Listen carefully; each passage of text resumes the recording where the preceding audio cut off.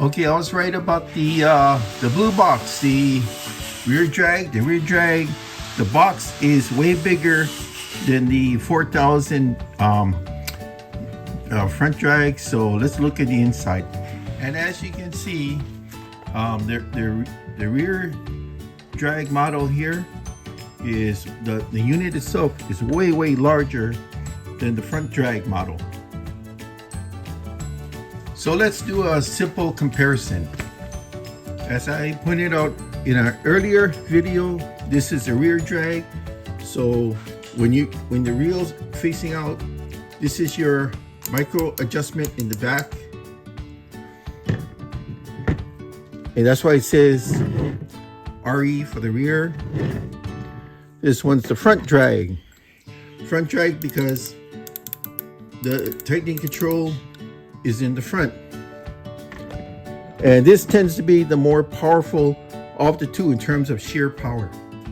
So let's look at the simple things like gear ratio. The rear drag has 5.1 to 1. Now, which is not bad. It will stand at most average units. But this one here is 5.2 to 1. So it is a little bit faster, not by much. Now the line retrieve on both units are exactly identical, 32 inches per crank. Now this one here, this is where it really differs. The max drag on the rear is only 7 pounds because this is more for a finesse type of reel, mostly for freshwater. You can still use it for saltwater, like you're going for sea perch along the shoreline, but it's more for a freshwater reel. And the graduations are much more micro graduated. Now this one over here, this one here is 19 pounds max drag. So this is a little beefier model right here. Another big difference is the bearing count. This is 1 to 1. So it has one main bearing and one roller bearing. Whereas this one over here, this one is 3 to 1, which is 3 main bearings to 1 roller bearing. And another big difference is the weight. This is not only larger, it's heavier. This one here is 12.9 ounces, so just under 13 ounces. Whereas this one here is just a hair over 11 at 11.3 ounces.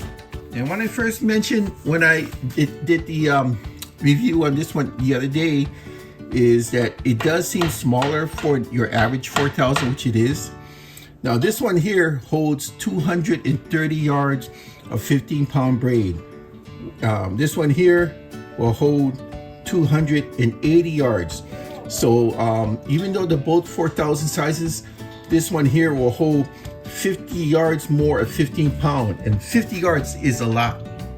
Now for line, this one took a lot of 10-pound test braided line. So I'm gonna put some braided line, most likely braided line in this one. I have to see what I have first.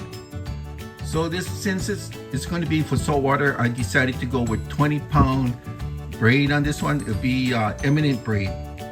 Okay, I gotta use my fish on spooler to spool the braid on. It's 20-pound braid, and I'm gonna be using soft steel 20-pound eminent braid for this.